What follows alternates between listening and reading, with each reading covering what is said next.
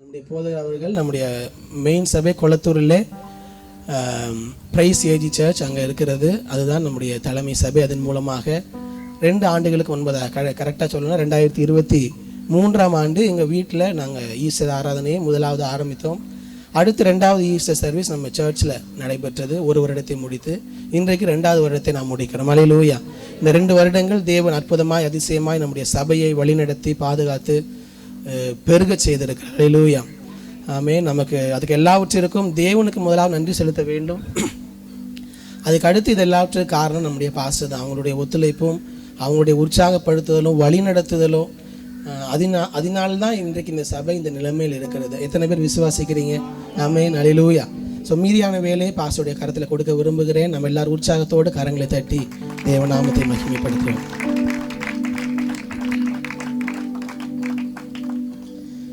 Price the Lord. Hallelujah. ஆண்டவருடைய நாமம் மகிமைப்படுவதாக. உங்கள் எல்லாரையும் இந்த காலை நேரத்திலே பார்ப்பது மிகுந்த சந்தோஷம். கிறிஸ்துவின் உயிர்த்தெழுதலை கொண்டாடுகிற அகிலமெங்கிலும் கொண்டாடுகிற இந்த காலை நேரத்தில் நாமும் அந்த கொண்டாட்டத்தில் ஈடுபட பங்கு பெற அனுபவிக்க ஆண்டு கொடுத்திருக்க நல்ல கிருபைகளுக்காக ஆண்டவருக்கு ஸ்தோத்திரம். ஆமென். ஆண்டுடைய நாமம் மகிமைப்படுவதாக. அதிக நேரம் எடுக்க விரும்பவில்லை. நேராக கர்த்தருடைய வசனத்தை நேராக செல்ல விரும்புகிறேன். நம்ம எல்லாரும் எழும்பி நின்று யோவான் எழுதின சுவிசேஷம் 20ஆம் அதிகாரத்தை திருப்பிக் கொள்வோம். நம்ம எல்லாரும் எழுந்து நின்று யோவான் எழுதின சுவிசேஷம் 20ஆம் அதிகாரம் 26ஆம் வசனம் முதல் 31ஆம் வசனம் வரை நாம் சேர்ந்து வாசிக்க போகிறோம்.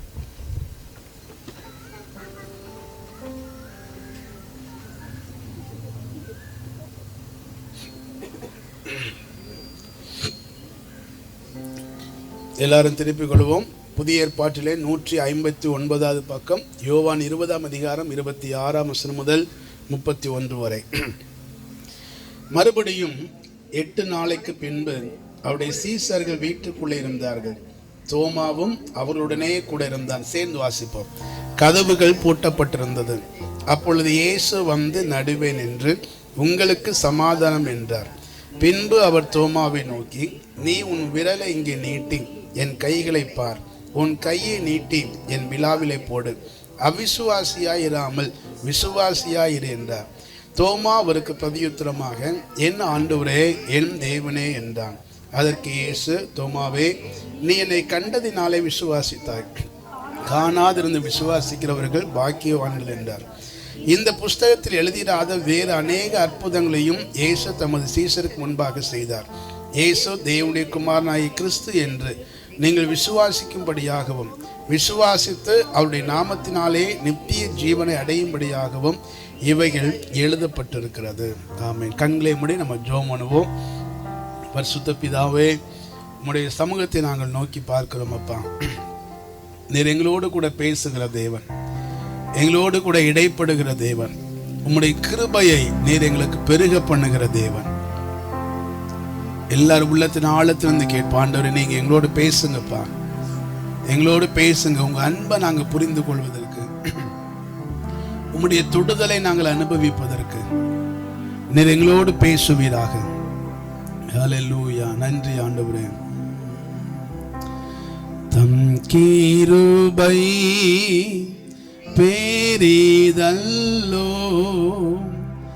எம் ஜீவனிலும் அதே இம்மட்டும் காத்ததுவே இன்னும் தேவை கிருபை தாருமே, இன்னும் தேவை கிருபை தாருமே. தம் கிருபை பெரிதல்லோ எம் ஜீவனிலும் அதே இம்மட்டும் காத்ததுவே இன்னும் தேவை கிருபை தாருமே, இன்னும் தேவை கிருபை தாருமே. நல்ல பிதாவே, உம்முடைய வார்த்தையில நாங்கள் தியானிக்க இருக்கிறோம். பரிசுத்த ஆவியானவர் எங்களோடு கூட பேசுவீராக. இயேசுவின் நாமத்தில் பிதாவே, ஆமென், ஆமென். உட்காருவோம்.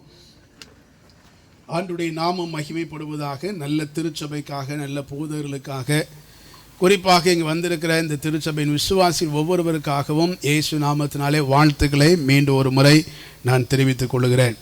இந்த காலை நேரத்திலேயும் ஆண்டுடைய வார்த்தையை நேராக நம்முடைய கவனத்தை திருப்புவோம். தேவன் சகலத்தையும் அதினதி காலத்திலே நேர்த்தியாய் செய்கிற ஆண்டவர். ஆமென். எல்லாவற்றையும் நம்முடைய வாழ்க்கையிலே எப்பொழுது எது தேவை என்று அறிந்திருக்கிற ஆண்டவர், எந்தெந்த காரியத்தை எப்பொழுது நடப்பிக்க வேண்டும் என்று சொல்லி புரிந்திருக்கிற ஆண்டவர், ஏற்ற காலத்திலே நம்முடைய வாழ்க்கையிலே அதிசயங்களையும் ஆச்சரியமான கிரியைகளையும் நடப்பிக்கிற ஆண்டவர். குறிப்பாக இந்த வேத பகுதியிலே இயேசு கிறிஸ்து உயிர்த்தெழுந்த செய்தியை குறித்து மத்திய 28ஆம் அதிகாரம், மார்க் 16ஆம் அதிகாரம், லூக்கா 24ஆம் அதிகாரம், யோவான் 20 மற்றும் 21 இந்த 5 அதிகாரங்களில் இயேசு கிறிஸ்துவுடைய உயிர்த்தெழுதல் செய்தி சொல்லப்பட்டிருக்கிறது. இயேசு உயிர்த்தெழுந்த பின்பு இந்த கல்லை யார் நமக்கு புரட்டி தள்ளி வைப்பான் என்று சகோதரிகள் சிலர் அதிகாலையில் எழுந்து போய் அந்த சரீரத்துக்கு சுகந்த வர்க்கமிடும்படி போகிறார்கள். ஆனால் அதுக்கு முன்னமே கல் புரட்டப்பட்டு இருக்கிறது. எட்டி பார்த்தால் உள்ள இயேசுவின் சரீரத்தை காணவில்லை. இயேசுவின் சரீரத்தை யாரோ எடுத்துக்கொண்டு போய்விட்டார்களோ என்று சொல்லி அழுது புலம்பிக் கொண்டிருக்கிறார்கள். இயேசு மரியாளை பார்த்து மரியாளே என்றார். அவள் ரபூனி என்றாள். நல்ல போதகரே என்று அர்த்தமா. போதகரே என்று அழைத்து இயேசு தான் உயிர்த்தெழுந்ததை மரியாளுக்கு தன்னை வெளிப்படுத்துகிறார். இதை போய் சீசர்களுக்கு சொல்லு என்று சொல்லுகிறார். அதன் பின்பு எம்மாவூருக்கு போகிற வழியிலே 2 சீசர்கள் நடந்து போய் கொண்டிருக்கிறார்கள். அவர்களோடு இயேசு உயிர்த்தெழுந்த இயேசு இணைந்து கொண்டார். அவர்கள் புலம்பலோடும் கண்ணீரோடும் கவலையோடு துக்கத்தோடு பேசி கொண்டு போகிறார்கள். இத்தனை நாள் எங்களோடு இருந்த இயேசு அவர் சிலுவையிலே மரித்து விட்டார், அவர் இப்படி போய்விட்டார், எங்களை தனித்து விட்டு போய்விட்டார் என்று சொன்ன பொழுது இயேசு அவர்களோடு இணைந்து வேத வாக்கியத்தை எல்லாம் அவர்களுக்கு விளக்கி காண்பித்து, மந்த புத்தி உள்ளவர்களே, எதுவரைக்கும் உங்களுக்கு விசுவாசம் இல்லாமல் இருக்கும், அவர் என்ன சொன்னாரோ அதன்படி அவர் உயிர்த்தெழுந்தார் என்பது உங்களுக்கு புரியாதா என்று சொல்லி அவர்களை கடிந்து கொண்டு புத்தி சொல்லி அவர்களோடு கூட போஜனம் சாப்பிட்டு மறைந்து போனார். அப்பொழுது அவர்கள் புரிந்து கொண்டார்கள், இயேசு உயிர்த்தெழுந்தார், அவர் நமக்கு தரிசனமானார், தரிசனமாகியும் நாம் அவரை புரிந்து கொள்ளாமல் இருக்கிறோமே என்று சொல்லி அவர்கள் விரைவாக ஓடி வந்து அங்கு இருக்கிற மற்ற சீசர்களுக்கு இயேசு உயிர்த்தெழுந்தார் என்ற செய்தியை சொல்லுகிறார்கள். இவர்கள் சொல்லிக் கொண்டிருக்கும் பொழுதே இயேசு அவர்கள் நடுவிலே, உயிர்த்தெழுந்த இயேசு அவர்கள் நடுவிலே தரிசனமாகிறார்.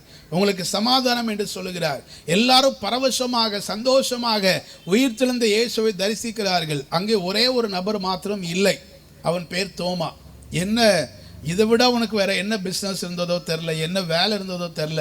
ஒருவேளை சென்னையில் வந்து ஊழியம் செஞ்சதுனால அவன் சென்னைக்கு வர்றதுக்கு முன்னாடியே ரொம்ப பிஸி பர்சனாக மாறிட்டானான்னு தெரில. அப்படித்தானா? சென்னையில் இருக்கிற நம்ம எல்லாரும் யாரு தான்? we are so busy இல்லை? அப்படித்தான், எப்பயுமே பிஸியாக இருப்போம். அடிக்கடி சொல்லுவார், ரெட்டேரி ஜங்ஷனில் போய் 5 நிமிஷம் நின்னா போதும், அந்த பிஸி, அந்த பரபரப்பு நம்மை தொற்றிக்கொள்ளும், நாமும் பரபரப்பாகிடுவோம். அப்படிப்பட்ட பரபரப்பு உலகத்திலே வந்து நாட்டிலே வந்து ஊழியம் செய்ய வரதுனாலே என்னவோ தெரில, தோமாவுக்கு என்ன பரபரப்போ அன்றைக்கு அவனு இல்லை. சரி, அவங்க போயிட்டு வர்றான். அதுக்குள்ளே இயேசுவை சந்தித்தார். இயேசு அவர் கடந்து போனார். இங்கே எல்லாரும் சொல்லுகிறார்கள், நாங்கள் இயேசுவை கண்டோம், இயேசுவை பார்த்தோம், உயிர்த்தெழுந்த இயேசுவை நாங்கள் தரிசித்தோம். ஆனால் தோமா சொல்கிறான், நான் நம்ப மாட்டேன், நான் கண்ணால் பார்க்கணும், நான் தொட்டு பார்க்கணும், அவருடைய கைகளில் இருக்கிற காயத்தை நான் தொட்டு பார்க்க வேண்டும், அவருடைய விழாவில் என் கையை போட்டு பார்க்க வேண்டும், அப்போதான் நான் நம்புவேன் என்று சொல்லி கிட்டத்தட்ட 7 நாட்கள் இவர்களுக்குள்ள ஆர்கியூமெண்ட் போயிட்டே இருக்கிறது. எப்பவுமே ஒருவன் சந்தேகப்படுகிறவன் இருந்தால் நேரடியாய் பார்த்தவர்களை கூட சந்தேகத்துக்குள் கொண்டு போய் விடுவான். அப்படித்தானா? நம்ம எல்லாருக்கும் தெரியும். ஏன்னா நம்ம எல்லாம் அந்த பரம்பரையில் வந்தவங்க தானே. நம்பிக்கையோடு பேசுபவர்கள் இந்த உலகத்தில் மிக குறைவு. ஆனால் சந்தேகத்தோடு பேசுகிறவர்கள் இந்த உலகத்தில் நிறைய பேர், எக்கச்சக்கமான பேர். அங்கே ஒருவன் தடுக்கி விழுந்தான், இதுதான் செய்தியா இருக்கும். அது 10 பேர் தாண்டி வரும்போது அங்க ஒருத்தனை வெட்டி கொன்னுட்டாங்களா உங்களுக்கு தெரியுமான்னு போகும் செய்தி. தடுக்கி விழுந்தவன் அங்க நிற்பான், அவன் கேட்பான் எங்க வெட்டி கொண்டாங்க, அதான் அந்த இடத்துல. ஐயா அப்படி வெட்டி கொள்ளல, தடுக்கி விழுந்தான். அவன்கிட்ட சொல்லுவாங்க, உனக்கு ஒன்றும் தெரியாதுடா, அங்க ஒருத்தனை வெட்டி கொன்னுட்டாங்கம்பான். இவன் முழுசா இங்கே தான் நின்றுட்டு இருப்பான். இவனுக்கே சந்தேகம் வந்துடும், ஒருவேளை வெட்டி கொண்டிருப்பாங்களோ அப்படிங்கிற சந்தேகம் வரக்கூடிய அளவுக்கு சந்தேக பேச்சுக்கள், அவநம்பிக்கை வார்த்தைகள் இந்த உலகத்தில் எக்கச்சக்கமாக பெருகி இருக்கிறது. அதில் நாமும் விதிவிலக்கானவர்கள் அல்ல. நாமும் நிறைய நேரங்களில் சந்தேகப்பட்டு தான் பேசி கொண்டிருக்கிறோம். இப்படி ஒரு 7 நாட்களாக தோமா பேசி பேசி பேசி அங்க இருக்கிற நிறைய பேருடைய மனதையெல்லாம் கெடுத்து அந்த கலக்கமெல்லாம் வந்து விட்டதோ என்னவோ தெரியவில்லை. 7வது நாள் மறுபடியும் இயேசு தரிசனமாகிறார். தோமா இருக்கும்போதே தரிசனமாகிறார். அதைத்தான் இந்த வேத பகுதியிலே வாசிக்கிறோம். தரிசனமாகி அவர்களை பார்த்து இயேசு சொன்ன முதல் வார்த்தை, உங்களுக்கு சமாதானம் என்றார். உங்களுக்கு ஏன் அந்த வார்த்தையை சொன்னார்? நான் இப்படி கற்பனை செய்து பார்க்கிறேன், இவங்களோட நிறைய ஆர்கியூமெண்ட் வந்திருக்கும், நிறைய வாக்குவாதங்கள் வந்திருக்கும். வாக்குவாதம் வந்து பேசி பேசி ஒரு முடிவுக்கு எட்டாமல் அந்த வாக்குவாதத்திலேயே இருக்கும் பொழுது இயேசு அவர்களுக்கு தரிசனமாய் சொல்றாரு, எப்பா இனி நீங்க வாக்குவாதம் பண்ணாதீங்க, உங்களுக்கு சமாதானம் உண்டாகட்டும், கொஞ்சம் சமாதானமாரு, அமைதியாயிரு என்று இயேசு சொல்லுகிறார். சொன்ன பின்பு தோமாவை பார்த்து அவர் சொல்லுகிறார், பின்பு அவர் தோமாவை நோக்கி, நீ உன் விரலை இங்கே நீட்டி என் கைகளை பார், உன் கையை நீட்டி என் விலாவிலை போடு சொல்லிட்டு சொல்றாரு, அவிசுவாசியாயிராமல் விசுவாசியாயிரு. எல்லாரும் சேர்ந்து சொல்லலாமா? அவிசுவாசியாயிராமல் விசுவாசியாயிரு. பக்கத்து இருக்கிற ஆட்களை பார்த்து சொல்லுங்களேன், அவிசுவாசியாயிராமல் விசுவாசியாயிரு. கொஞ்சம் முகத்தை பார்த்து தான் சொல்லுங்களேன். ஏதாவது சண்டை ஏதாவது போட்டு வந்துட்டீங்களா வீட்டில இருந்து வரும்போதே? நான் முகத்தை பார்த்து சொல்லுங்க, பக்கத்துக்கு முகத்தை பார்த்து சொல்லுங்க, அவிசுவாசியாயிராமல் விசுவாசியாயிரு. அல்லேலூயா. இன்னைக்கு செய்தியின் தலைப்பு இதுதான், அவிசுவாசியாயிராமல் விசுவாசியாயிரு. இன்றைய கிறிஸ்தவ உலகத்துக்கு மிக மிக அவசியமான தேவை விசுவாசம், நம்பிக்கை. நம்ம எல்லாருக்கும் ஒரு பெயர் கொடுக்கப்பட்டிருக்கிறது, we are all believers. நான் சின்ன வயசுல சண்டே ஸ்கூல்ல ஒரு பாட்டு சொல்லி கொடுப்பாங்க, everywhere we go people want to know who we are. எங்க போனாலும் மக்கள் நம்மை பார்த்து கேட்குறாங்க, everywhere we go, எங்க போனாலும் people want to know, மக்கள் நம்மை யார் என்று அறிய விரும்புகிறார்கள். who you are, நீங்க யாரு? இந்த கேள்விக்கு நம்ம பதில் சொல்லணும். எப்படி பதில் சொல்லணும்? Mighty Christians. நாங்கள் எல்லாரும் யாரு? மகிமையான கிறிஸ்தவர்கள். we are believers. நாங்கள் எல்லாரும் விசுவாசிகள். யாரை விசுவாசிக்கிறவர்கள்? இயேசுவை விசுவாசிக்கிறவர்கள். நம்ம சொல்லுகிறோம் we are believers, we are believer of Christ என்ற வார்த்தையை பயன்படுத்துகிறோம். இந்த திருச்சபைக்கு போகிற கிறிஸ்துவின் விசுவாசிகள் என்று சொல்லுகிறோம். ஆனால் நடைமுறை வாழ்க்கையிலே நம்முடைய இருதயத்தில் ஆழமான பூரணமான விசுவாசம் நமக்குள் இருக்கிறதா? அதை கொஞ்சம் யோசித்து பார்த்தா நிறைய நேரங்கள்ல தேவன் எதிர்பார்க்கிற விசுவாசம் நம்ம என்ன செய்கிறது இல்லை, இருக்கிறது இல்லை. அதனால தான் இந்த காலை நேரத்தில் இயேசு சொல்கிறார், அவிசுவாசியா இராமல் நீ என்ன செய்ய, விசுவாசியா இரு. ஒரு 3 குறிப்புகளை வேகமாய் சொல்லி நான் ஜெபித்து முடித்து கடன் செல்ல விரும்புகிறேன். முதலாவது, விசுவாசம்னா என்னன்னு நமக்கு தெரியும். What is faith? பைபிள்ல நிறைய கேள்விகளுக்கு நேரடியான பதில் இல்லை. ஆனால் வெகு சில கேள்விகளுக்கு நேரடியான விளக்கம் கொடுக்கப்பட்டிருக்கிறது. What is faith? விசுவாசம் என்றால் என்ன அப்படின்னு ஒரு கேள்வி கேட்டால் எபிரேயர் 11ஆம் அதிகாரம் 1 வசனம் அதற்கான டெஃபினிஷனை சொல்லுகிறது. வாசியுங்கள். விசுவாசமானது நம்பப்படுகிறவைகளின் உறுதியும் காணப்படாதவைகளின் நிச்சயமுமாய் இருக்கிறது. முடிந்தால் எல்லாரும் சேர்ந்து வாசிக்கலாமா? விசுவாசம் என்பது நம்பப்படுகிறவைகளின் உறுதியும் காணப்படாதவைகளின் நிச்சயமுமாய் இருக்கிறது.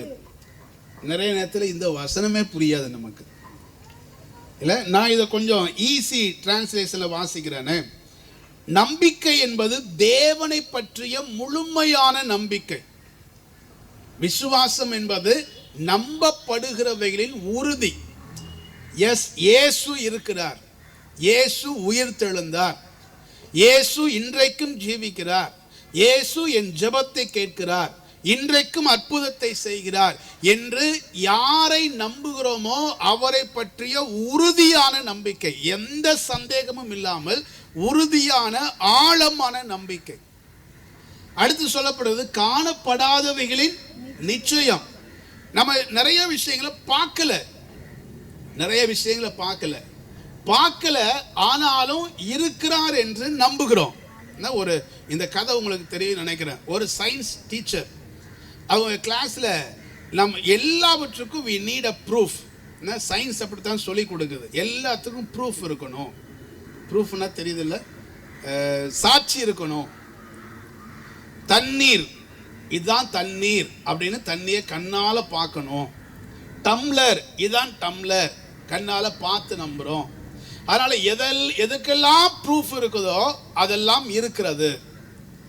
ப்ரூஃப் இல்லாததை நம்ம என்ன செய்ய வேண்டாம், நம்ப வேண்டாம். உங்க கண்ணால பார்க்காததை நம்பவே வேண்டாம் அப்படின்னா அந்த டீச்சர் பாடம் எடுக்கிறாங்க, சயின்ஸ் டீச்சர் பாடம் எடுக்கிறாங்க. அந்த சயின்ஸ் டீச்சர் ஒரு நாஸ்திக வியாதி, அதாவது கடவுள் இல்லை என்று சொல்லுகிற நபர்.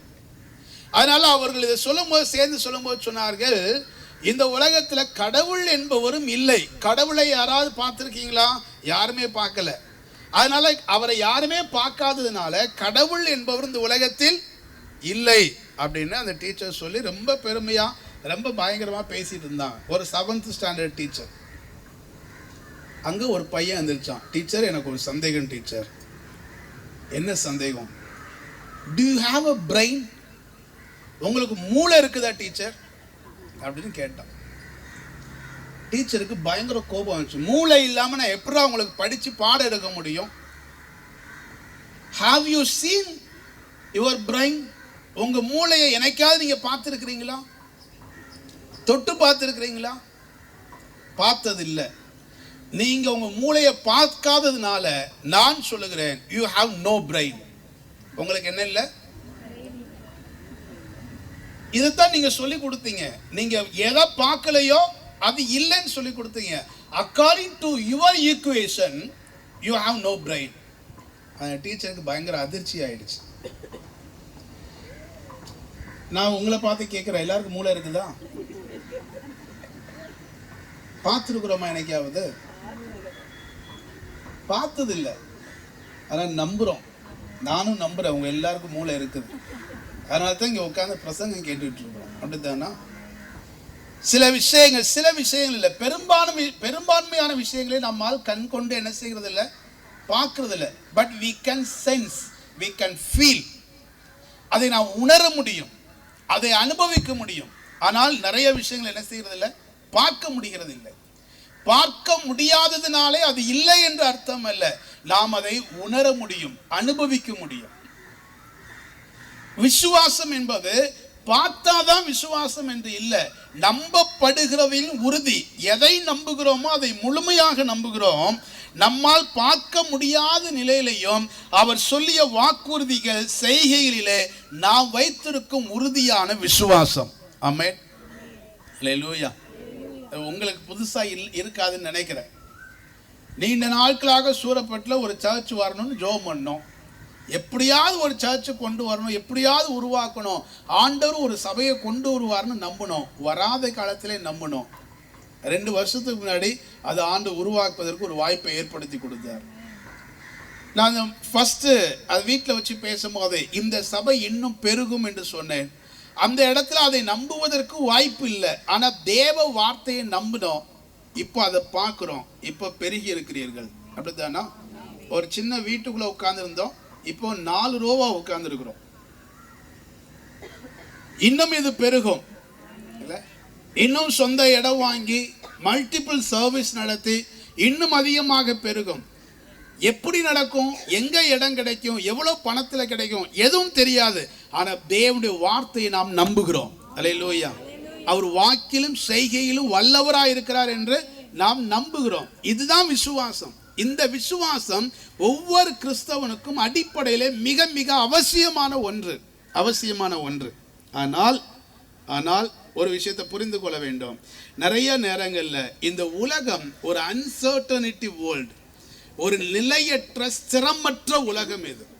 இந்த உலகம் அப்பப்போ மாறிக்கொண்டே இருக்கும். உலக மனிதர்கள் மாறிக்கொண்டே இருக்கிறார்கள்.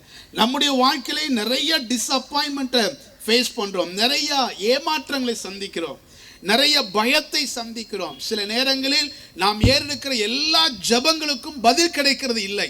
அப்படிதானா? யாராவது சொல்ல முடியுமா? நான் பண்ண எல்லா ஜெபத்துக்கும் ஒரு ஜெபம் விடாம எல்லா ஜெபத்துக்கும் ஆண்டு பதில் கொடுத்துட்டாருன்னு யாராவது சொல்ல முடியுமா? யாருமே சொல்ல முடியாது. there are unanswered lot of unanswered prayers. பதில் கிடைக்காத ஜெபங்கள் நிறைய இருக்குது நமக்குள்ள. அது பதில் கிடைக்காத ஜெபம் இருக்கும் பொழுது நமக்குள்ள ஆட்டோமேட்டிக்கா சந்தேகம் வருகிறது. கர்த்தர் என் ஜெபத்தை கேட்கிறாரா இல்லையா? உடனே இந்த வார்த்தை இப்படி மாத்திக்கிறோம். பாஸ்டர் நீங்க ஜெபம் பண்ணுங்க பாஸ்டர், நீங்க ஜெபம் பண்ணா ஆண்டவர் கேட்பாரு. என் ஜெபத்தால ஆண்டவர் கேட்பாரா? நீங்க எனக்காக ஜெபம் பண்ணுங்கன்னு பாலை தூக்கி பாஸ்டர் தூக்கி போட்டுரும். அந்த பாஸ்டர் என்ன சொல்றாரு? நான் ஜெபம் பண்றதை விட அந்த பாஸ்டர் ஜெபம் பண்ணா நல்லா இருக்கும்னு பாலை அங்க தூக்கி போடுறாரு.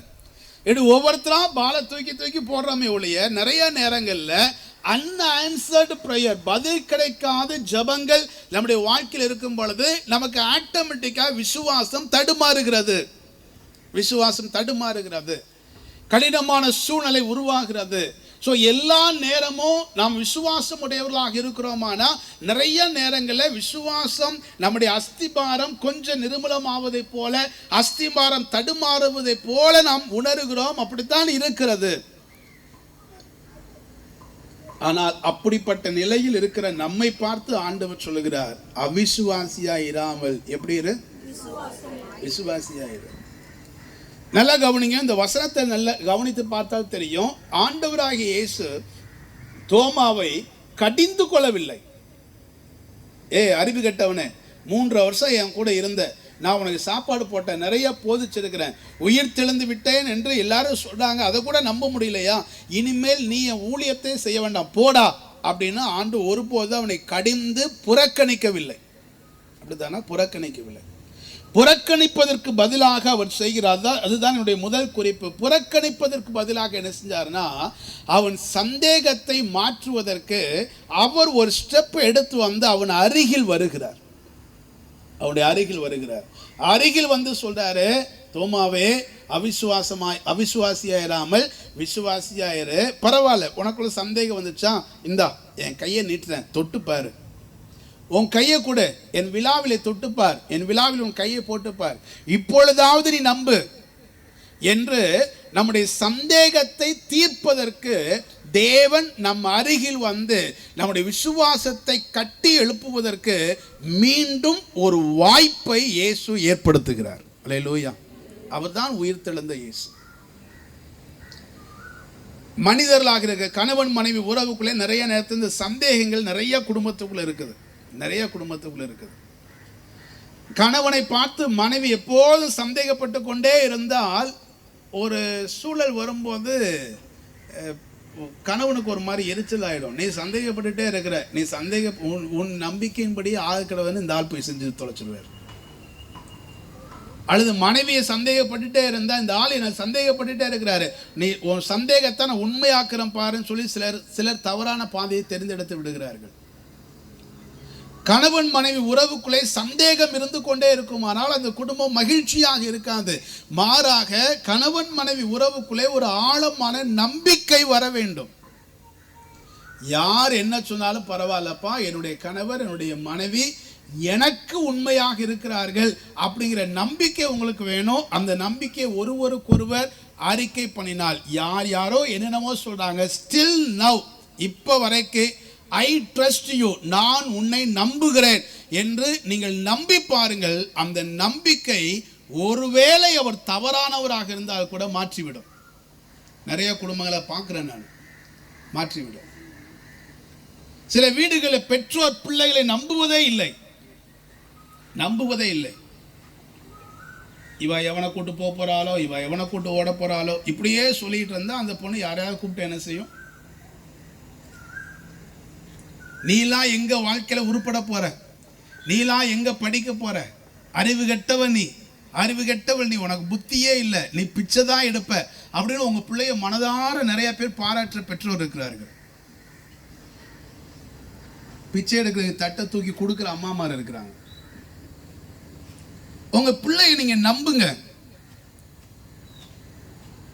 உங்க பிள்ளைகளுக்கு என்று தேவன் சில கிருபைகளை தந்திருக்கிறார், நம்புங்க.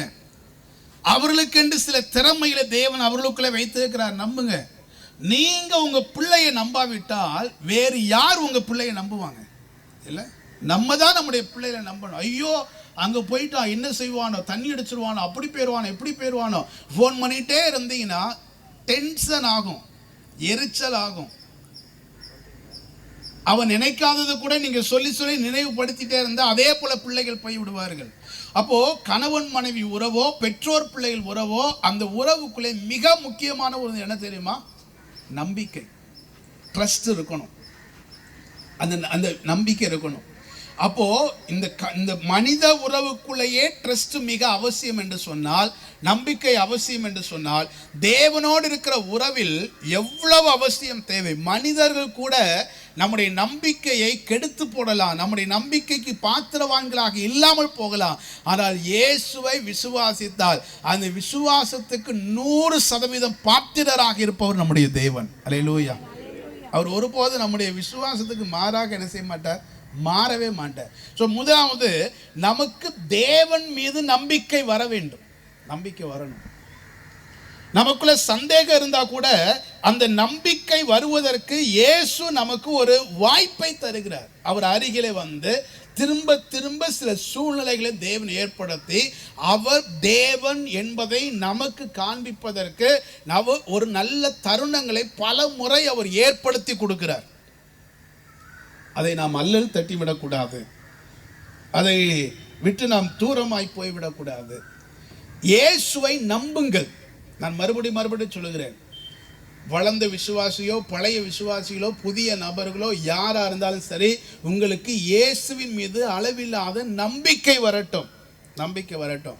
நம்ம நிறைய பேருக்கு என்ன இருக்குன்னா, அவர் செய்வதை நான் பார்க்க வேண்டும், அவர் எனக்காக செய்கிறதை நான் காணணும், அனுபவிக்கணும், தொட்டு பார்க்கணும், அப்போதான் நான் நம்புவேன் என்று சொல்லுகிறோம். இல்லைங்க, இதை சொல்லி நம்ம நம்பணுங்கிற அவசியம் இல்லை. அதை தாண்டி என் தேவன் உண்டென்று நாம் நம்ப வேண்டும். அல்லேலூயா. தேவன் உண்டென்று நாம் நம்ப வேண்டும். எப்படி நம்புவதற்கு தான் நிறைய உதாரணங்களை, நிறைய திருஷ்டாந்தங்களை தேவன் ஏற்படுத்தி வைத்திருக்கிறார். டாக்டர் அஜித் பிரசாதம் என்று என்னுடைய ஆசிரியர் ஒருவர், எனக்கு கற்றுக் கொடுத்த டீச்சர்ஸ்ல எனக்கு ரொம்ப பிடித்த மிக முக்கியமான ஒரு நபர். அவர் அடிக்கடி சொல்லுவார், ஒரு 80 வயது வரை வாழ்ந்த ஒரு நபர் தன்னுடைய வாழ்க்கை சுய சரித்திரத்தை எழுதியிருக்கிறார் என்று வைத்துக் கொள்ளுங்கள். காந்தியடிகளுடைய சுய சரித்திரம் இருக்கிறது. அக்னி சிறகுகள் என்ற நம்முடைய முன்னாள் ஜனாதிபதி அப்துல் கலாமுடைய சுய சரித்திரம் இருக்கிறது. இப்போ அவருடைய சுய சரித்திர, ஒரு நபருடைய சுய சரித்திரத்தை வாசிக்கிறோம். 70 ஆண்டுகள் 80 ஆண்டுகள் வாழ்ந்தவர்கள் தங்களுடைய வாழ்க்கையை எழுதி வைத்திருக்கிறார்கள். அதில் நன்றாக எழுதுபவர்கள் தங்களுடைய வாழ்க்கையில் இருக்கிற கஷ்டம், தான் சந்தித்த தோல்விகள், அந்த தோல்விக்கான காரணம், அந்த தோல்வியை எப்படி ஜெயமாக மாற்றினார்கள், எல்லாவற்றையும் எழுதியிருப்பார்கள். அப்படித்தானா? அப்போ வாக்கியர் சொல்வார், 80 வயது வரை வாழ்ந்து அனுபவம் மிக்க ஒரு நபர் எழுதியிருக்கிற சுய சரித்திரத்தை வாசித்தால் 8 மணி நேரத்துக்குள் 80 வருட அனுபவத்தை நாம் பெற்றுக்கொள்கிறோம். நான் சொல்றது புரியுதா உங்களுக்கு? 80 வருட அனுபவத்தை அந்த புத்தகத்தை வாசிக்கிற 8 மணி நேரத்துக்குள் நாம் என்ன செய்கிறோம்? அதை ஸ்ட்ரா போட்டு அதோட எசன்ஸை உறிஞ்சு எடுத்துக்கிறோம். அவர் எதினால் தோல்வி அடைந்தேன் என்று சொல்லுகிறாரோ அதை செய்யாமல் நம்முடைய வாழ்க்கையை காத்துக்கொள்ளணும். எதினால் அவர் ஜெயித்தேன் என்று சொன்னாரோ அந்த காரியத்தை நம்முடைய வாழ்க்கையிலே நடைமுறைப்படுத்தணும். அதுதானே நியாயம், அதுதானே சரி. ஆனால் சிலர் அப்படி இருக்க மாட்டார்கள். அது எப்படி தோத்து போனாரு? நான் மட்டும் அங்க இருந்தேன்னு வச்சுக்கோங்களேன், சத்தியமா நான் தோற்று போயிருக்க மாட்டேன்னு எதை செய்யக்கூடாதுன்னு சொன்னாரோ அதை இவர்கள் செய்து அந்த தோல்வியை இவர்கள் அனுபவித்த பின்புதான் சொல்லுவார்கள், ஆமா தோற்று போனேன். அதுக்குள்ள 10 வருஷம் போயிருக்கும். 8 மணி நேரத்தில் கிடைத்த அனுபவத்தை ஏற்றுக்கொள்ளாததுனால 10 வருஷத்தை வாழ்க்கையில வேஸ்ட் ஆக்கிட்டாங்க. எனக்கு இருக்கிற அந்த குறுகிய அனுபவத்தில் சொல்லுகிறேன், சிலர் இடத்துல நான் உட்கார்ந்து பேசி இருக்கிறேன், தம்பி உன் லைஃப்ல இருக்கிற இந்த விஷயம் சரி கிடையாது, இந்த ஏஜ்ல நீ பண்ற லவ் சரியில்லை, குறிப்பிட்ட இந்த நபரோடு உனக்கு இருக்கிற உறவு சரியான உறவு இல்லை. நிறைய உதாரணத்தை காட்டி இவங்களாம் தோற்று போயிருக்கிறாங்க. இந்தந்த குடும்பத்தில் இந்தந்த பிரச்சனைலாம் வந்திருக்குது. அதனால நீ கவனமா இரு. இந்த விஷயத்தை விட்டு, இது உனக்கு தேவையில்லை, இது உன் வாழ்க்கையை கெடுத்துரும், இது உன் வாழ்க்கையில் ரொம்ப ஒஸ்டான சுச்சுவேஷனை கொண்டு வந்துடும். என்னென்ன சூழ்நிலை வரும் தெரியுமா? நம்பர் 1, நம்பர் 2, நம்பர் 3, நம்பர் 4 10 விஷயத்த சொல்லியிருப்பேன். நான் சொல்லும் போதே என் மனசில் ஒருத்தன் இருக்கிறான், பேரோட மனசில் இருக்கிறான். சொல்லி இவ்வளோ விஷயத்த சொன்னதுக்கப்புறம் அவன் சிரிச்சிட்டு சொல்கிறான், அவங்கெல்லாம் தோற்று போனாங்க பாஸ்டர், புத்தி இல்லாதவங்க, நான் ஜெயிப்பேன் பாஸ்டர், நான் ஜெயிப்பேன் பாஸ்டர். கடைசியில் என்ன செய்ய வேண்டி இருக்குது? பிலாத்து போல கையை கழுவி, இந்த ரத்தம் ஓன் தலை மேலே விழட்டும்பான்னு கையை கழுவி விட்டாச்சு. கல்யாணமாகி 3 வருஷம் கழித்து வர்றான். பாஸ்டர், யூத் மீட்டிங்கில் நீங்கள் பிரசங்கம் பண்ணுவீங்களா பாஸ்டர்? ஆமாம் ஐயா. என்ன விஷயம்? லவ்வை பற்றிலாம் பேசுவீங்களா பாஸ்டர்? பேசுவேன் ஐயா. எனக்கு சொன்ன ஆலோசனையெல்லாம் நீங்கள் சொல்லுவீங்களா பாஸ்டர்? சொல்லுவேன் ஐயா. என்னையா விஷயம்? நீங்கள் அப்படி எங்கேயாவது சொல்லும் போது என்ன கூப்பிடுங்க பாஸ்டர். நான் சொன்னதை கேட்டு நாசமாக போயிட்டான் இவன், இவனை போல போயிடாதீங்கன்னு என்னை வச்சு சொல்லுங்க பாஸ்டர். அப்போமா சிலருக்கு புரியட்டும். நீங்கள் அப்போ சொன்னது எனக்கு விளங்கலை, இப்போ தான் எனக்கு விளங்குது. 3 வருஷம் போனது பிரச்சனை இல்லை, லைஃபே போச்சு, வாழ்க்கையே போச்சு. ஒரு முறை நல்ல ஞாபகம் இருக்குது, மெயின் சர்ச்சில் ஒரு முறை யூத் மீட்டிங் பேசிகிட்டு இருக்கிறேன். இந்த மாதிரி லவ் இஷ்யூஸை பற்றி பேசிகிட்டு இருக்கிறேன். பெண் பிள்ளைகளுக்கு பேசிகிட்டு இருக்கிறேன். பிள்ளைகளே, இது ஜாலியாக இருக்க வேண்டிய வயசு, நல்ல ஜாலியாக இருங்க, நல்ல சரிங்க, நல்ல சந்தோஷமாக இருங்க, எந்த ட்ராப்லையும் மாட்டிக்காதீங்க. சிலர் வந்து சொல்லுவான், உன் சிரிப்பு ரொம்ப நல்லா இருக்கும்பான், உங்கள் அம்மா அப்பா சொல்லாத ஒரு விஷயத்த சொல்லி உன்னை பாராட்டுவான், உன்னை போல அழகு தேவதை இந்த உலகத்தில் ஒருவருமே இல்லைன்னு பாட்டு கூட பாடுவான்.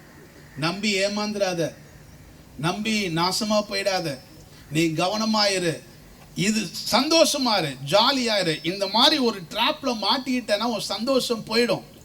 அவரை சுற்றி சுற்றி பார்த்துட்டே தான் இருப்பேன். யார் நம்மளை பார்க்குறா, யார் போகிறா, யார் வரா, அதுக்கப்புறம் யார் பார்த்தா என்ன, யார் பார்க்காட்டி என்னங்கிற ஒரு திமிரு வந்துடும். உன் லைஃப்பை நீ வேஸ்ட் பண்ணிடாத அப்படின்னு நான் பேசி முடிக்கிறேன். அந்த சர்வீஸ்லாம் முடிச்சிட்டேன். நான் இந்த டோனில் பேசலை, யூத்துக்கு பேசுகிற மாதிரி பேசி முடித்தேன். முடித்தோடனே 2 கைப்பிள்ளைகளை, நான் சொல்வது பொய்யல்ல, உண்மையாக சொல்கிறேன், 2 கைப்பிள்ளைகளை அழைத்து கொண்டு ஒரு பெண் வந்தா என்கிட்ட. 22 வயசு இருக்கும்.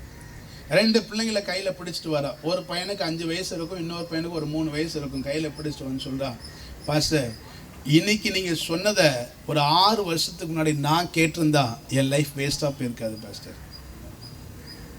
இப்போ கூட பாஸ்டர் சொல்லுங்க, நான் வந்து சொல்கிறேன், பாஸ்டர் சொல்கிற வார்த்தையெல்லாம் உண்மைதான். இந்த 22 வயசுலயே என் புருஷன் என்னை விட்டு போயிட்டாரு, டிவோர்ஸ் ஆயிடுச்சு, 2 பிள்ளைகளை வச்சுட்டு என்ன செய்யன்னு தெரில, எங்கள் பேரண்ட்ஸும் என்னை ரிஜெக்ட் பண்ணிட்டாங்க, இந்த பிள்ளைகளை வச்சு நான் எப்படி வாழ போகிறேன், எப்படி எதிர்காலத்தை சந்திக்க போகிறேன், ஒன்றுமே தெரில, வாழ்க்கை முழுவதும் இருண்டு போய் இருக்குது பாஸ்டர். என்னை அடையாளம் காட்டி சொல்லுங்கள், இந்த மாதிரி போயிடாதுன்னு சொல்லுங்கள் பாஸ்டர். 2 வாரம் கழித்து மறுபடியும் யூத் மீட்டிங் எடுக்கும்போது சொல்கிறேன், இந்த மாதிரி ஒரு பொண்ணு வந்து சொன்னாப்பா, நீங்கள் கவனமாக இருங்கன்னு. கமெண்ட் என்ன வருது தெரியுமா? அது வாழ தெரியாமல் வாழ்ந்துருக்கு, நாங்கள் ஜெயிப்போம் பாஸ்டர்.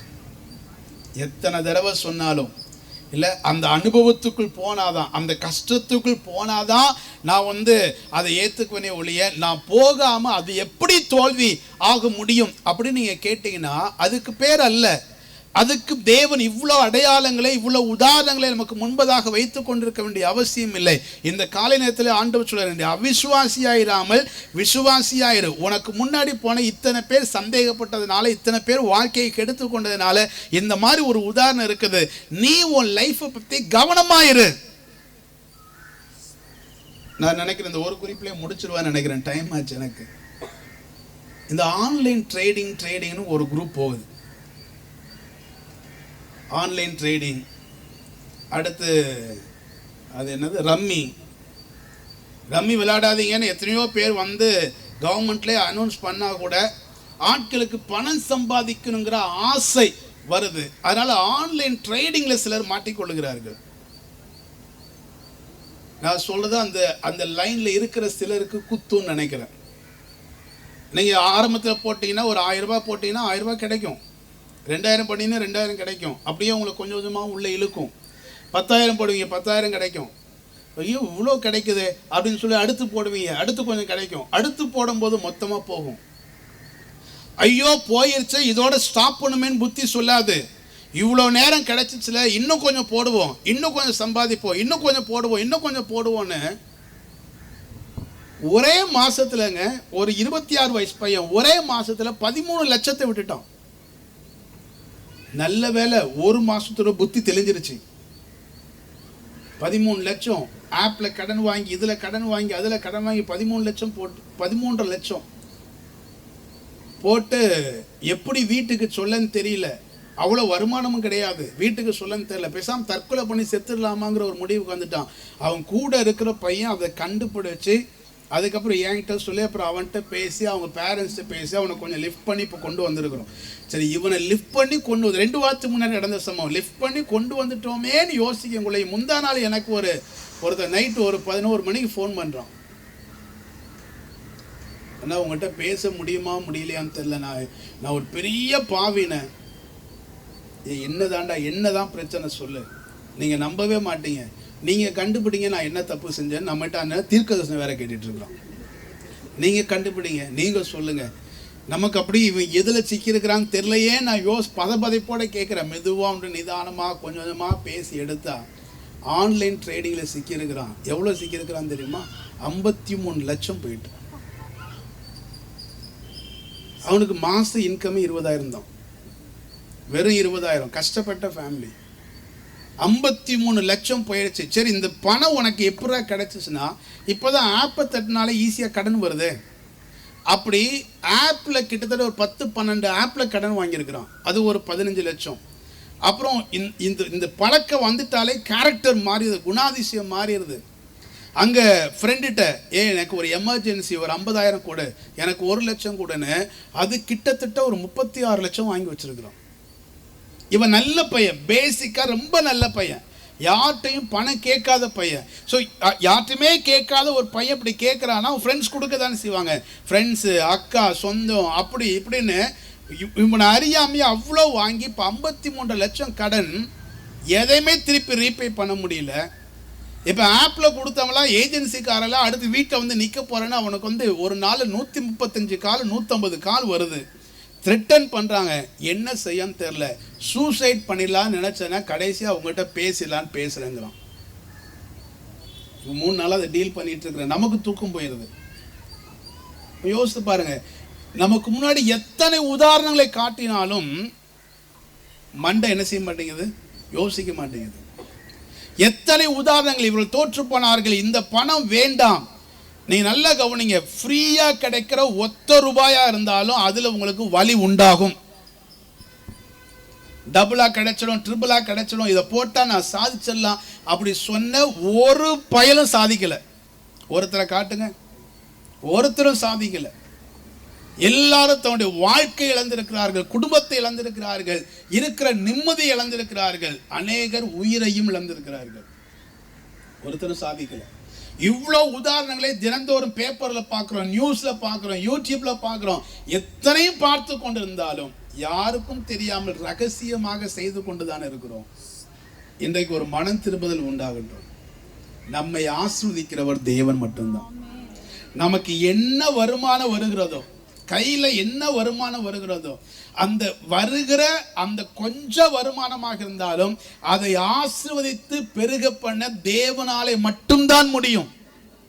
நம்முடைய கைகளின் பிரயாசத்தை சாப்பிடுவதற்கு தேவனுடைய அனுக்கிரகம் ரொம்ப அவசியம். தேவன் தான் நமக்கு அதை தர முடியும். அந்த நம்பிக்கை தேவன் மீது நமக்கு இருக்க வேண்டும். அந்த வீட்டில் 2 அப்பம் சுடுவதற்கான கொஞ்சம் மாவு, அந்த அப்பம் சுடுவதற்கான கொஞ்சம் எண்ணெய், இதை சுடுவதற்கு 2 விறகு. அந்த சாரி பார்த்து ஒரு விதவை பொறுக்கி கொண்டு வருகிறார். எலியா சொல்லுகிறான், அதில் முதலாவது அப்பத்தை சுட்டு எனக்கு என்ன செய், கொடு, பஞ்சகாலம் முழுவதும் உனக்கு அப்பம் குறைவில்லாமல் இருக்கும். இந்த வார்த்தையை நம்புவதற்கு வாய்ப்பே இல்லை. நம்ப முடியல. உங்க வீட்டில் இருக்கிறதே ஒரு கை சோறு தான். நான் கேட்கிறேன், அதுல எனக்கு ஒரு சோறு ஃபர்ஸ்ட் எனக்கு கொடுத்துரு, உனக்கு சோறு குறையாம இருக்குன்னா இப்ப இருக்கிற ஆட்கள் நினைச்சுவாங்க, பாஸ்ட் பாத்தியா எப்படி நம்ம கிட்ட வாங்குறதுக்கு எவ்வளவு ரகசியமா பேசி நம்ம காணிக்கையெல்லாம் உருவுறாரு பாத்தியா. காணிக்கை உருவுவது அல்ல ஊழியருடைய வேலை. இல்ல, நீங்கள் ஆசீர்வதிக்கப்பட வேண்டும், நீங்கள் தேவனுடைய நன்மையினால் நிரப்பப்பட வேண்டும். அதற்கு தான் கர்த்தருடைய வார்த்தையை சொல்லுகிறோம். அதுக்கு தான் ஆன்லைன் ட்ரேடிங் பண்ணாதீங்க, ஆண்டவரை சார்ந்து கொள்ளுங்கள் என்று சொல்லுகிறோம். இது உங்களை ஏமாற்றுகிற வஞ்சிக்கிற வேலைகளை சத்தியத்தை சத்தியமாய் சொல்லும் பொழுது அநேகருடைய மனதில் அதை ஏற்றுக்கொள்கிறதில்லை. சாரிபாத் ஒரு விதவையினாலே எலியா சொன்ன வார்த்தையை நம்புவதற்கு வாய்ப்பே இல்லை. காரணம், அவளுடைய வாழ்க்கையில ஒரு நாள் இப்படிப்பட்ட நடந்த சம்பவத்தை பார்த்ததில்லை. ஆனாலும் அந்த சாரிபாத் ஒரு விதவைக்கு ஒரு நம்பிக்கை இருந்தது, இந்த எலியா இந்த தீர்க்கதரிசி யெகோவா தெய்வத்தை ஆராதிக்கிறவன் என்று சொல்லுகிறார். சோ நான் ஆராதிக்கிற யெகோவா தேவன் ஒரு நாளும் பொய் சொல்ல மாட்டார், ஒரு நாளும் மனம் மாற மாட்டார். ஆகவே அவரை நம்பி நான் இந்த அப்பத்தை கொடுக்கிறேன் என்று கொடுத்து வீட்டுக்குள்ள வந்து பார்க்கிறா, நிரம்பிலாம் வழியில. நமக்கு எப்பயுமே எப்படி இருக்கும், ஒன்று கொடுத்துட்டா, ஏன்னா இதுதான் நமக்கு ரொம்ப பிடிக்கும். நீங்கள் 100 ரூபாய் கொடுத்தா கர்த்தர் உங்களுக்கு 1000 ரூபாய் கொடுப்பார். நீங்கள் 30 ஸ்கொயர் ஃபீட்டுக்கு 10,800 ரூபாய் 6 மாதத்துக்குள் கொடுத்தா தேவன் உங்களுக்கு சொந்த வீட்டை கட்டி கொடுப்பார். அல்லேலூயா சொல்லுங்கள். அப்படின்னு சொன்னா இப்ப நீங்க எல்லாரும் வாக்கு பண்ணிருக்கீங்க கல்லறைக்கு. ஈஸியா இங்கேயே எனக்கு தெரிஞ்ச 50 லட்சம் வந்துடும். அது இல்ல அதெல்லாம் ரியாலிட்டி. பொங்கிலாம் வழியாது. ஆண்டவர் நம்மை ஆஸ்வதிக்க விதத்துடைய ஃபர்ஸ்ட் ஸ்டெப் என்ன தெரியுமா? நிரம்பி பொங்கி வழிகிற மாதிரிலாம் ஆண்டு கொடுக்க மாட்டாரு. ஆனா ஒரு விஷயத்தை செய்வாரு, இருக்கிறது குறையாம இருக்கும். உன்கிட்ட 100 ரூபாய் தான் இருக்குதா, நீ செலவு பண்ண அந்த 100 ரூபாய் குறையாத அளவுக்கு தேவன் செய்வார். இதுதான் தேவன் செய்கிற முதல் அற்புதம். அந்த மாவு குறையல, என்ன குறையல, பரவாயில்ல குறையல, 2 தோசை இருக்குது, 2 அப்பம் இருக்குது, நானும் என் பிள்ளையும் சாப்பிடலாம். ஊற்றிட்டு திருப்பி பார்க்குறா, அதே மாவு இருக்குது, அதே எண்ணெய் இருக்குது. நம்ம திருப்தியா சாப்பிட்டோம், நம்ம சொந்தக்காரங்களும் பசியா இருக்கிறாங்க, அவங்களையும் கூப்பிட்டு கொடுப்போன்னு அவனுடைய வீட்டார் அனைவரையும் கூப்பிட்டு சுட்டு பார்க்குறா, அந்த மாவு அப்படியே இருக்குது, அந்த எண்ணெய் இருக்குது, நிரம்பி வழியில. ஆனா குறைந்து போகல. எப்போ வரை குறைந்து போகல? பஞ்சகால முடியும் வரைக்கும் குறைந்து போகல. இதை கண்ணால பார்த்ததுக்கு அப்புறம் சாரிபாத் ஒரு விதவைக்கு நம்பிக்கை வரலங்க. அதுக்கு முன்னாடி தேவன் சொன்ன வார்த்தையை நம்பி, ஏன்னா நம்புவதற்கு ஒரு வாய்ப்பை தேவன் ஏற்படுத்தி கொடுக்கிறார். இப்படித்தான் கொடுப்பார். ஒரு வாய்ப்பை எலியா மூலமாக, அந்த தீர்க்கதரிசி மூலமாக சாரிபாத் ஒரு விதவைக்கு ஒரு வாய்ப்பை ஏற்படுத்தி கொடுக்கிறார். அந்த ஏற்படுத்தி கொடுத்த வாய்ப்பை சாரிபாத் ஒரு விதவை நம்பி கொடுத்தால் குறையாமல் தேவன் காத்து கொண்டார். அது போலதான் தோமாட்டா வந்து சொல்றாரு, உனக்கு ஒரு வாய்ப்பு கொடுக்குறான்ப்பா, என் கையை நீட்டுறேன், தொட்டுப்பாரு, உன் கையை கொடு, என் விழாவில் தொட்டுப்பாரு. ஒரு வாய்ப்பை தேவன் ஏற்படுத்தி கொடுக்கிறார். இந்த காலை நேரத்தில் ஒரு விஷயத்தை புரிந்து கொள்ளுங்கள். உங்கள் விசுவாசம் வளர்வதற்கு தேவன் உங்களுக்கு ஏற்படுத்தி கொடுக்கிற வாய்ப்பு என்ன, அதை நம்ம கவனிச்சிட்டோம், அது நமக்கு புரிஞ்சிருச்சுன்னா தேவன் மீது விசுவாசம் தானா பீறிட்டு வளர ஆரம்பிக்கும். ஆமென், அல்லேலூயா. 2வது குறிப்புக்கு நேராக சொல்லுகிறேன்.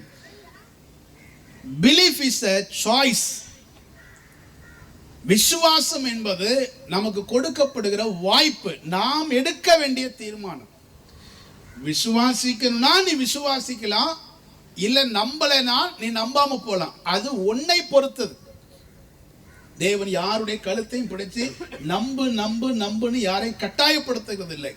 அவர் ஒரு வாய்ப்பை ஏற்படுத்தி கொடுக்கிறார். நன்மையையும் தீமையும் உனக்கு முன்பதாக வைத்தேன். தெரிந்தெடுக்க வேண்டியது யார் தெரிந்தெடுக்கணும்? நம்ம தான் தெரிந்தெடுக்கணும். இந்த ரூட்ல போனா, இந்த பாதையில போனா வாழ்க்கை இப்படி இருக்கும், இந்த பாதையில போனா இப்படி இருக்கும், முடிவு நீ எடு.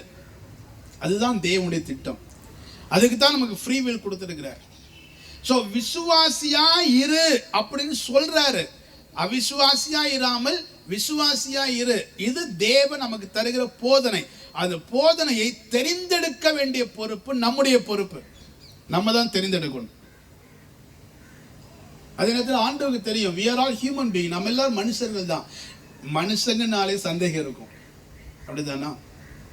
இவர் 8 மணிக்கு முடிச்சுட்டு அடுத்த சர்வீஸ் போகணும்னு சொன்னாரு, இவர் 8:30க்காவது முடிப்பாரா முடிக்க மாட்டாராங்கிற சந்தேகம் கூட 2 பேருக்கு இருக்கலாம். இருந்தா அது தப்பும் கிடையாது.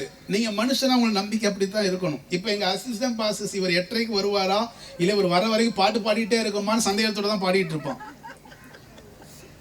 மனுஷனா சந்தேகம் இருக்கதான் செய்யும். இயேசுவை நம்பும் பொழுது நிறைய நேரங்கள் நம்ம டிஸ்டர்பன்ஸ் இருக்க தான் செய்யும்.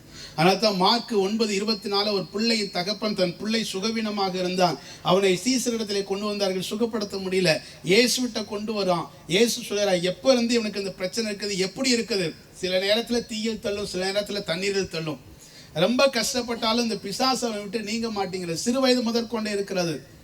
இயேசு அடுத்து கேட்கிறாரு, இவனை சுகமாக்க என்னால முடியும், நீ நம்புறியான்னு கேட்கிறார். அவன் சொல்றான், விசுவாசிக்கிறேன் ஆண்டவரே. அதோட அவன் ஃபுல் ஸ்டாப் வைக்கல. விசுவாசிக்கிறேன் ஆண்டவரே, ஆகிலும் என் அவிசுவாசம் நீங்கும்படி எனக்கு என்ன செய்யும், உதவி செய்யும். நான் விசுவாசிக்கிறேன், விசுவாசிக்க தான் விரும்புறேன், விசுவாசமும் இருக்குது. ஆனா அப்பப்ப எனக்குள்ள சந்தேகமும் வருது, இது முடியுமா, இது மாறுமா, இந்த வியாதி சுகமாகுமா, என் குடும்ப சூழல் மாறுமா, நான் எத்தனையோ தடவை ஜோமணி பார்த்துட்டேனே, யார்கிட்டயோ ஜோமணி பார்த்துட்டேனே, இது என் வாழ்க்கையில மாறுமா, மாறவே மாறாதுங்கிற சந்தேகமும் எனக்குள்ள இருக்குது. ஆனா அதை தாண்டி எனக்குள்ள விசுவாசம் இருக்குது. விசுவாசிக்கிறேன் ஆண்டவரே, ஆகிலும் என் அவிசுவாசம் நீங்கும்படி எனக்கு என்ன செய்யும், உதவி செய்யும். அப்படியா ஜோமனுங்க, தீர்மானம் நீங்க தான் எடுக்கணும். விசுவாசிக்கணுமா வேண்டாமாங்கிற தீர்மானம் நீங்க தான் என்ன செய்யணும், எடுக்கணும். 2 வசனத்தை சொல்ல விரும்புகிறேன். எபிரேயர் 3 வசனத்தை குறித்துக் கொள்ளுங்கள். அதுல 2 வசனத்தை விலைக்கு சொல்லிடுறேன். எபிரேயர் 11:6, 11, 18 3 வசனத்தை குறித்துக் கொள்ளுங்கள். அதாவது விசுவாசம் இல்லாமல் தேவனுக்கு பிரியமாயிருப்பது கூடாத காரியம். விசுவாசிக்கிறவன் எவனோ தேவன் ஒருவர் உண்டென்றும் தம்மை தேடுகிறவர்களுக்கு பலன் அளிக்கிறார் என்றும் என்ன செய்யணுமா, விசுவாசிக்கணும், நம்பணும். தேவன் ஒருத்தர் இருக்கிறார் என்று நம்பணும். அவரை தேடுகிற யாவருக்கும் அவர் பலன் கொடுக்கிறார் என்பதையும் நம்ப வேண்டும். இது உதாரணத்துக்காக ஒரு வசனம் 11ஆம் வசனத்தை எடுத்துக் கொள்கிறேன். விசுவாசத்தினாலே 11ஆம் வசனம் மட்டும் யாராவது வாசிக்கலாமா? விசுவாசத்தினாலே சாராலும் வாக்குத்தத்தம் பண்ணினவர், போதும், வாக்குத்தத்தம் பண்ணினவர் உண்மை உள்ளவர் என்று எண்ணினா அதை நினைத்து. சாராளை பற்றி நம்ம எல்லாருக்கும் தெரியும். அந்த அம்மாவுக்கு 89 வயசு, குழந்தை இல்லை. ஆனா ஆபிரகாம்ட்ட ஆண்டவர் சொல்லியிருக்கிறார், இந்த சாராளின் மூலமாக உனக்கு ஒரு குமாரன் பிறப்பான்னு ஆண்டவர் சொல்லுகிறார். 89 வயதுல மறுபடியும் ஒரு என்கவுண்டர் வித் காட், தேவனோடு ஒரு சந்திப்பு ஆபிரகாம் சாராளுக்கு உண்டாகிறது. அப்பவும் ஆண்டவர் சொல்கிறார், எம்மா சாரால், ஒரு உற்பவ காலகட்டத்தில் வருவேன், நீ ஒரு குமாரனை நீ அணைத்து கொண்டிருப்பாய். சாராளால இதை நம்ப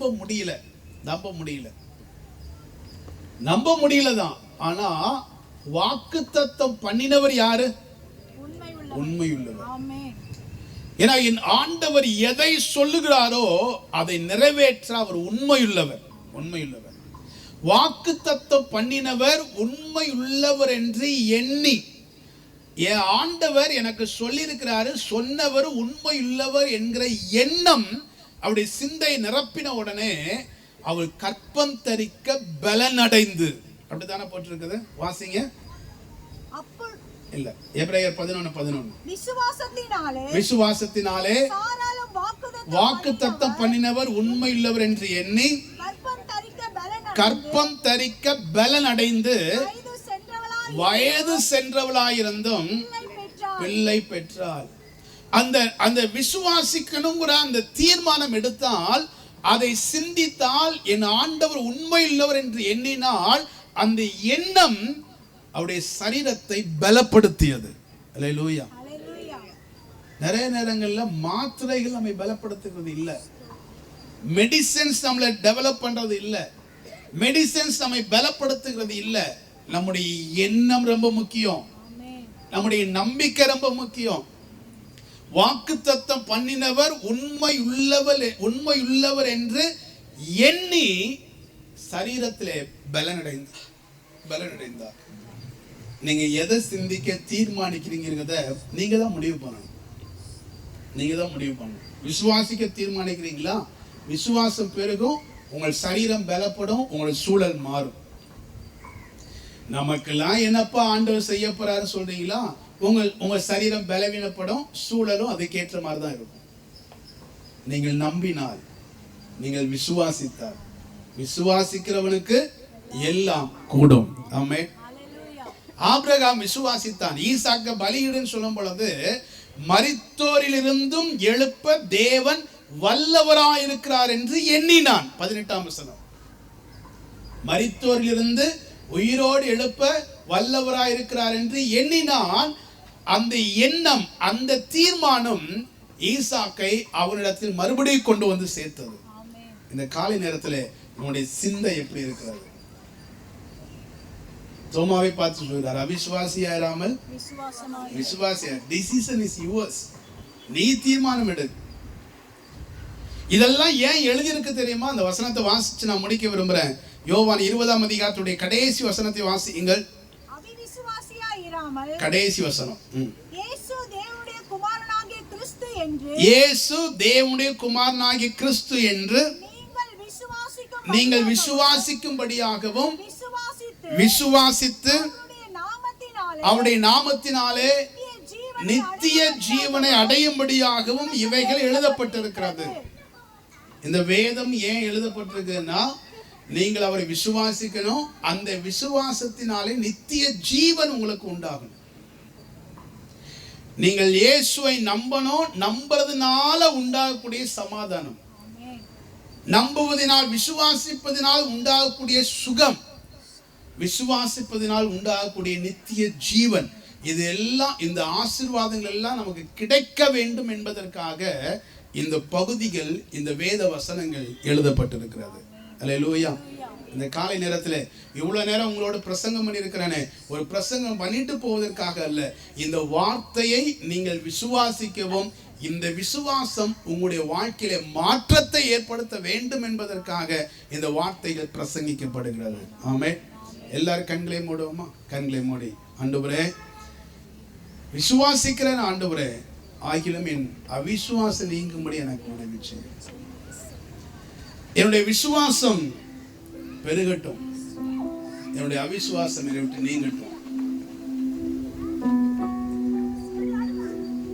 எல்லாரும் கண்களை மூடி நம்ம தேவ சமூகத்தை சொல்லுவோம், விசுவாசிக்க எனக்கு கிருபை தாங்கப்பா. ஹல்லேலூயா. நம் இயேசுவால் கூடாதது ஒன்றுமே இல்லை. நம் இயேசுவால் கூடாதது, எல்லாரும் சேர்ந்து சொல்லுவோம், ஒன்றுமே இல்லையே. அவரையே நம்புவோம், என்றென்றும் ஆராதிப்போம். அவரையே நம்புவோம், என்றென்றும் ஆராதிப்போம். ஆண்டவரே, உங்களுடைய வாழ்க்கையில் எல்லாவற்றையும் செய்கிற தேவன், உம்மை உறுதியாய் விசுவாசிக்க நீர் உண்டென்றும், நீர் எங்களுடைய வாழ்க்கையில பெரிய காரியங்களை செய்ய போதுமானவர் என்றும் விசுவாசிக்க எங்களுக்கு கிருபை தருவீராக. ஆண்டவரே, நீர் சுகத்தை தருகிறவர், விடுதலையை தருகிறவர், உங்களுடைய வாழ்வை மாற்றுகிறவர் என்பதை விசுவாசிக்க, அதை பெற்றுக்கொள்ள அநேகரிடத்திலிருந்து ஆண்டவரே நாங்கள் கற்றுக்கொண்டு எங்களுடைய வாழ்க்கையை சீர்படுத்திக் கொள்ள எங்களுக்கு கிருபை தாரும். இயேசுவின் நாமத்தில் ஜெபிக்கிறோம் நல்ல பிதாவே, ஆமென்.